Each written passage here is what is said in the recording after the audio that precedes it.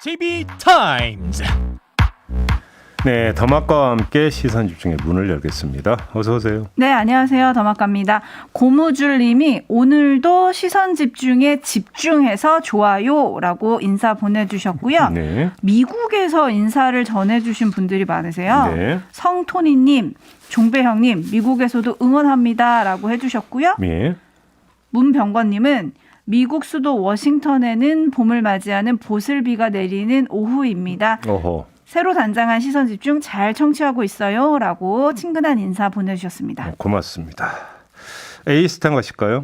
네, 어제 대통령직 인수위원회 산하 코로나 대응 특위 위원인 정기석 한림대 호흡기내과 교수와 인터뷰를 했는데요. 예. 정치 방역이 아니라 과학 방역을 하겠다라는 기조에 대해서 JB가 묻자 교수님이 대답을 하기를 그간 정부는 과학적 근거라기보다는 정무적 판단을 했다라는 비판을 했습니다. 네. 그럼 안철수 위원장이 이끄는 과학 방역의 핵심은 뭘까? 과학 방역이란 의미는 뭘까? JB는 어떻게 이해하셨어요? 일단 그 출연하면 이런 것 같아요. 그러니까 그 코로나 관련 데이터를 공개를 하고 데이터에 입각해서 뭐 나이대에 따라서 그다음에 또 뭐 사람의 어떤 뭐 그 신체 기질이나 기저질이나 이런 거에 따라서 대응을 달리해야 된다. 이 얘기를 대선 전부터 계속 해왔던 거 아니겠습니까? 네. 그 차원에서 일단 그 기조는 안철수 위원장이 이야기하는 기조는 이거 같은데 근데 어제 정기석 교수 그랬잖아요. 데이터 완전 공개는 한계가 있을 거라고. 네. 그죠? 그렇죠. 그리고 또 과학 방역의 방법으로 제시한 것들이 이미 하고 있거나 조금 현실성이 떨어진다라는 전문가들의 지적이 좀 이어지고 있습니다. 네. 예를 들어서 항체 양성률 조사 같은 경우에는 이미 질병관리청이 하고 있고요. 그리고 확진자가 재택치료 대신에 대면 진료를 받을 수 있게 해야 한다. 라는 건 현재 방역 당국도 누차 강조해온 이야기지만 의료기관의 협조가 좀 중요한 문제라서 잘 안 풀리는 부분이 있는 거고요. 네. 그리고 먹는 치료제 복제약의 경우도 특허가 풀리지 않은 상황에서 가능하겠냐. 엄청난 로열티를 제공해야 할 거다. 잘 안 될 거다라는 얘기가 지금 나오고 있습니다. 그리고 고령자나 기저질환자가 빨리 검사와 치료를 받을 수 있게 하는 패스트트랙을 만들자. 요거는 조금 고민을 해봐야 할 문제긴 한데요. 내일부터인가요? 재택치료 형태도 집중관리군과 일반관리군 중에 선택할 수 있고 현재도 고위험군 같은 경우에는 바로 PCR 검사를 받을 수 있기 때문에 어떻게 구체할 것인지 조금 더 논의가 필요하다. 이런 지적이 나오고 있습니다. 한편 중요한 게 빠졌다라는 지적도 있는데요. 서울대 김윤 교수 같은 경우에는 의료대응체계 개편이나 공공의료 강화안 같은 거는 여전히 빠져있다. 이런 지적을 또 하고 있거든요. 네. 그리고 어제 정기석 교수가 얘기한 건 핵심은 위중증 환자 관리이고 그 관리를 가장 핵심적 대안은 경구용 치료제 확보라고 했잖아요. 네. 어제 근데 그 오후에 뉴스 나오던데요. 팍스로비드 4만여 명분가 추가 확보했다고. 이상입니다. 네. 네, 그렇습니다. 뉴스와 분석이 함께하는 JB타임즈 오늘 주목할 뉴스들 챙겨드리겠습니다. 네. 첫 번째 뉴스, 뜨거운 뉴스인데요. 오디오로 먼저 만나보시죠. 문재인 대통령은 오늘 한국은행 총재 후보로 이창용 국제통화기금 아시아 태평양 담당 국장을 지명했습니다. 발표하기 한 10분 전에 전화 와가지고 뭐 발표하겠다 그래서 나한테 웃었죠 뭐. 아니 무슨 소리냐. 그럼 일방적으로 발표하시려면 그거는 뭐 마음이니까 마음대로 하시라. 청와대 쪽에서는 지금 오늘 인사 발표가 선의였다는 취지로 얘기를 하고 있는 것 같은데 선의일 수는 있지만 그 선의가 받는 사람 입장에서 선의가 돼야 되잖아요. 저도 지금 얘기하고 있는 것이 선의예요. 네, 이렇게 전개가 되다가 장제원 당선인 비서실장이 이렇게 주장을 한 거 아니겠습니까? 네. 그래서 청와대 고위 관계자가 나서서 자꾸 그렇게 거짓말하면 다 공개한다. 또 이렇게 말하기도 했었습니다. 서로 약간 엄포를 놓는 것 같기도 네. 하고 이게 진실 게임 양상으로 가고 있습니다. 양상으로 보면 진실 게임인데 그게 중요한 것 같지는 않아요. 솔직히 제가 보기에는. 아, 그래요? 왜냐? 장제원 비서실장의 시선이 이창용 지명자가 아니라 다른 사람에게 가 있는 듯하기 때문인데요. 어디요? 장제원 비서실장은 어제 이런 발언을 하면서 한마디 덧붙인 게 있습니다. 이거 그러니까 한국은행 그 총재 지명 문제 이걸 뜻하는 건데요. 이건 감사위원 임명 강행을 위한 명분 쌓기 아니냐 이런 말을 했습니다. 아하. 갑자기 감사위원 임명 문제를 그러니까 꺼내 들었어요. 네. 그래서 장제원 비서실장의 시선은 한국은행 총재가 아니라 감사위원한테 지금 꽂혀 있는 거 아니냐 이렇게도 볼 수 있을 것 같은데 감사위원회는 모두 7명으로 구성이 되게 되는데 현재 지금 2명이 공석이라는 거거든요. 네. 바로 이 점인데 왜 그러면 이걸 중시할까? 이걸 좀 따져봤는데요. 이 상식적인 얘기잖아요. 감사원은 정부의 행정 전반을 들여다볼 수 있지 않습니까? 그리고 그걸 결정하는 게 감사위원회거든요. 근데 감사위원회는 다수결로 결정이 되는데 7명이니까 4명이 이제 그 의견 통일을 보면은 결정을 볼 수가 있는 거죠.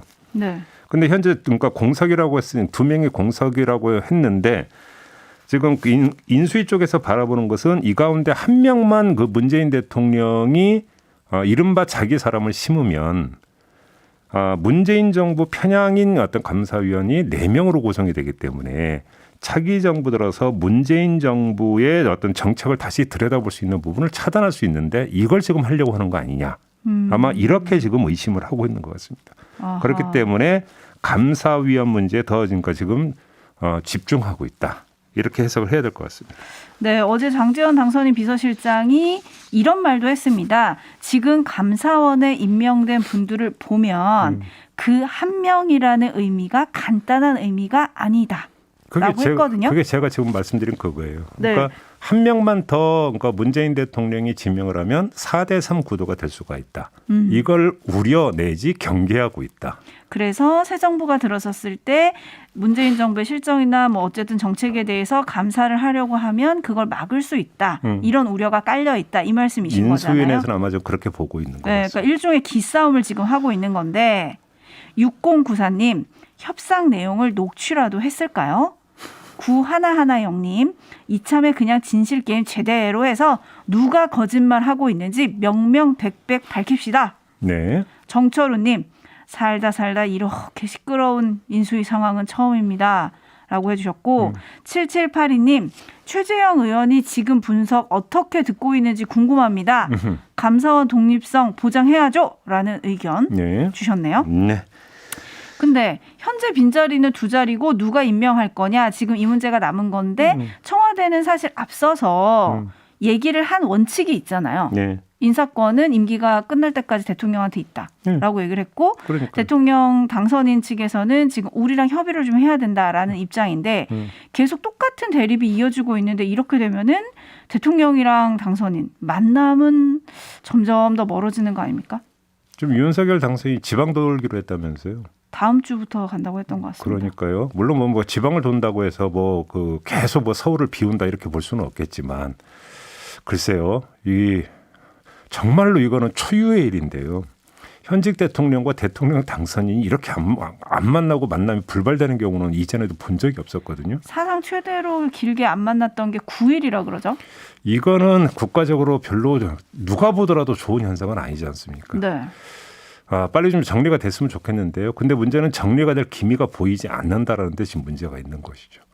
겉으로 불거진 문제만도 지금 여러 개이기 때문에 아마도 감사위원 임명 문제도 문재인 대통령 임기 내에 아마 직면권을 행사할 가능성이 높다고 봐야 될 것 같습니다. 아, 그래요? 그러면 예를 들어서 반발은 더 심해지겠죠. 인수위가 정말로 감사위원 임명에 대해서 상당히 중시하고 있다면. 네.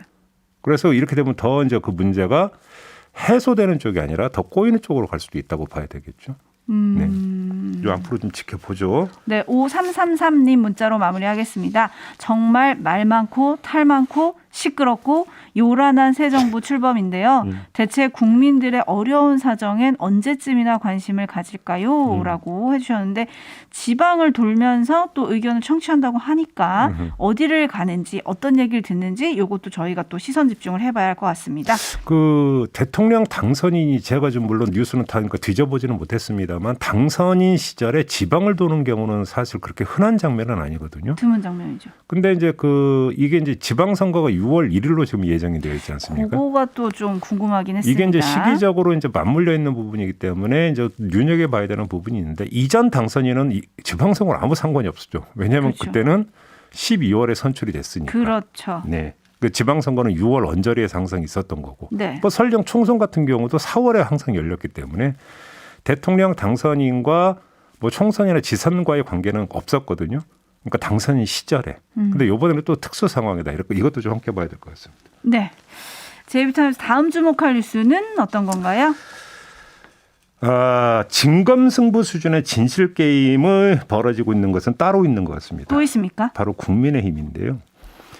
지방선거 출마자에게 페널티 규정을 도입한 사실 전해드리지 않았습니까? 했죠. 의원이 출마할 경우에는 10%, 5년 동안 무소속 출마한 경우에는 15% 감점을 한다. 네. 이 페널티 규정이 도입이 됐는데 홍준표 의원이 지금 여기에 그러니까 둘 다 걸린다는 거 아니겠습니까? 25% 감점을 받게 생기셨어요, 지금. 그래서 이제 아주 강하게 반발을 했고 이게 논란이 되니까 이준석 대표가 엊그제 저희 시선집중과 인터뷰에서 최고위원 회의에서 의결이 있었지만 자신은 찬성하지 않았다 이렇게 밝혔어요. 그렇죠. 그러자 김재원 최고위원이 관련 초안을 대표가 갖고 왔고 자신은 여러 논란이 있어서 감점 규정을 통일하자고 의견을 냈을 뿐이다.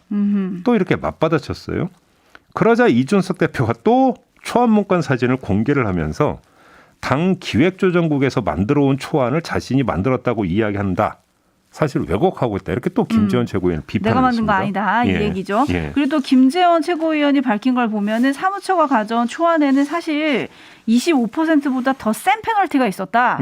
이걸로 따지면은 홍준표 의원이 35% 페널티를 받아야 되는데 그나마 이렇게 해서 줄인 거다. 뭐 약간 자신이 이런 이제 줄였다고 네, 했죠. 자신이 줄였다 이렇게 얘기를 하기도 했는데 진실 게임 여기도 지금 벌어지고 있는데 뭐가 진실일까요? 근데 사실 이건 가만히 들여다보면 진실 게임을 버리고 말 것도 없어요. 왜냐하면 선발이 있고 눈들이 있기 때문인데. 자, 이준석 대표는 기획조정국에서 만든 거라고 하지 않았습니까? 바로 그렇죠. 확인하면 되는 거잖아요. 문서를 보면 되겠네요. 그러니까요. 근데 사실 요거는 해석의 여지가 있어요. 기획조정국이면 누구의 지휘를 받습니까? 당 대표의 지휘. 최종 책임, 그러니까 그 지휘권자는 누가 됩니까? 당 대표가 되니까 김재원 최고위원은 아마 그 점을 치고 있는 것 같아요. 어허. 근데 아무튼 확인하면 되는 문제고 최고위원 회의에서 그러면 어떻게 의결됐고 김재원 최고위원이랑 이준석 대표는 그때 어떻게 입장을 표명했는지는 단둘이 맞는 거 아니잖아요. 다른 최고위원들 여러 명 있지 않습니까? 네. 이 사람들이 증언하면 되는 거 아닌가요? 그러니까 무엇이 진실이냐는 사실 길게 갈 문제가 전혀 아니에요. 아마도 제가 볼 때는 조만간 정리될 듯한데 어떻게 정리되느냐. 정진석 공천관리위원장이 공관위 차원에서 다시 살필 수 있다 이렇게 밝히지 않았습니까? 네. 그 절차를 거칠 가능성이 높다고 봐야 되겠죠. 그러니까 여기에다가 지금 그 당 대표와 최고위원이 공개적으로 공방을 벌였다는 사실 자체가 무엇을 뜻하느냐면 이 페널티 규정에 문제가 있다라고 하는 것들을 스스로 드러낸 것이 되어버리거든요. 아하. 그렇기 때문에 규정의 권위가 떨어져 버렸다. 그렇기 때문에 공관위 차원에서 다시 들여다볼 가능성은 상대적으로 그만큼 더 높아졌다. 이렇게도 네. 볼 수가 있는 거겠죠. 그래서 각을 약간 틀어서 따로 살필 걸 한번 찾아보겠는데요. 진행 상황을 보아하니까 홍준표 의원이 대선 막판에 윤석열 후보 지원에 나선 바가 있지 않습니까? 그렇죠. 유세도 같이 하고. 근데 그거에 반대급부는 없는 것 같다. 어허. 이 점도 봐야 될 것 같은데. 자, 그러니까 이 막판에 그러니까 지원을 했고 그거에 대한 이른바 보은이라고 할까요? 내지 어떤 배려라고 할까요? 이런 게 있었다라면 이런 어떤 그 논란 자체가 벌어졌을까라는 이런 아주 투박한 이야기가 성립이 되는 거 아니겠습니까? 그렇다면 이런 공방이 벌어질 리가 만무일 테니까요. 그래도 혹시 몰라서 관전 포인트를 추출하면 만약 공관위에서 페널티 규정 재검토에 들어간다. 이러면 어느 수위에서 조정이 되느냐 이걸 봐야 되는 거죠. 네. 다시 말해서 홍준표 의원에게 어느 정도 유리하게 내지 어느 정도 덜 불리하게 조정이 되느냐 이걸 좀 볼 필요가 있겠다라는 생각을 해봤습니다. 네, 요즘 말만 하면 뉴스가 되는 윤핵관 권성동 의원 같은 경우에는 무소속으로 출마했다 당으로 돌아온 뭐 동병상련인지 몰라도 25% 페널티는 좀 과하다 이런 입장을 얘기를 하기도 했거든요. 예. 그래서 좀 어느 정도 조정이 되긴 될 것 같은데 조정이 얼마나 될지 좀 요거를 지켜봐야 된다 이 말씀이신데 네. 지금 JB가 대선 막판에 홍준표 의원이 윤석열 당선인을 지원했다는 점을 상기시키셨어요. 그 얘기는 쉽게 말해서 그 공에 대한 일종의 인정이 없는 것 같다. 이 말씀이신 거죠? 그런 거죠. 네. 4802님 벌써 자기들끼리 권력 나눠먹기 싸움인가요? 라는 물음표 보내주셨고 예. 박로스님은 당 기획조정국이면 당 대표가 지시 가능한 거 아닌가요? 라는 그렇게도 볼 수 물음표 있겠죠. 보내주셨고 5445님은 누가 봐도 윤핵관과 당대표 트러블 같아요. 여기도? 이렇게 보내주셨고 네. 7839님은 당 지도부끼리도 싸우고 윤핵관은 안철수도 견제하고 서로서로 난리네요 라고 해주셨는데 또 권성동 의원이 어제 그런 얘기를 했잖아요. 안철수 인수위원장이 네. 만약 총리 자리를 원했다면 인수위원장을 안 맡고 다른 분에게 기회를 줬을 거다라고 얘기를 해서 총리 하마평에서 안철수 인수위원장이 지금 빠지고 있거든요. 네. 그렇다면 오늘 국민의힘 이준석 대표랑 국민의당 안철수 대표가 만나서 합당을 논의를 하지 않습니까? 지금 요게- 당명을 거꾸로 얘기했어. 거꾸로. 아 죄송합니다. 네. 국민의힘 이준석 대표, 네. 국민의당 안철수 대표가 네. 만나서 합당을 논의를 하는데 안철수 위원장이 총리가 아니라면 뭐 어떻게 되는 겁니까? 합당 논의는? 합당 논의는 저 예측 안 할래요. 아 왜요? 안 하고 못 하겠는 게 이게 워낙 그 안철수 뭐 여기서는 대표라고 하겠습니다. 네. 대표의 어떤 마음속을 들여다보기가 너무 힘들기 때문에 아하. 그다음에 협상 과정에서 이게 고속도로를 달린 적이 거의 없기 때문에 그냥 지켜보는 게 상수다. 그냥 이렇게 말씀을 드리겠습니다. 그렇군요. 네. 알겠습니다. 이준석 대표는 어쨌든 이번 주 안에 마무리할 수 있다. 만나면 단판을 짓겠다라고 했었거든요. 네. 과연 단판이 될지 그것도 지켜보도록 하겠습니다. JB타임스 다음 주목할 뉴스 오디오로 먼저 만나보시죠. 아직은 수사지휘권이 필요하다는 입장은 여전하고요. 검찰의 공정성 담보, 정치적 중립성을 어떻게 담보할 것인가 하는 것이 사실은 더 중요합니다. 검찰이 수사를 많이 한다고 해서 반드시 그것이 검찰을 위해서 좋은 길이냐 하는 것은 저는 동의하기 어렵습니다. 특수활동비 등의 예산 집행의 투명성을 담보로 그걸 전제로 한다면 검찰이 예산 편성권에 독립성을 부여할 필요는 뭐 있다 그렇게 생각합니다. 그러나 이것은 입법 사항입니다. 네, 지금 들으신 목소리의 주인공은 박범계 법무장관인데요. 네. 이 발언이 나온 배경이 뭐냐면 법무장관의 수사지휘권 폐지, 검찰의 직접 수사 범위 확대, 그다음에 검찰이 독자적으로 예산 편성권을 갖는 문제. 이런 거에 대해서 이제 윤석열 당선인이 후보 시절에 이제 그 공약으로 내세우지 않았습니까? 그렇죠. 이런 틀로 이제 내세웠는데 이거에 대해서 이제 그 대검의 입장이 찬성한다.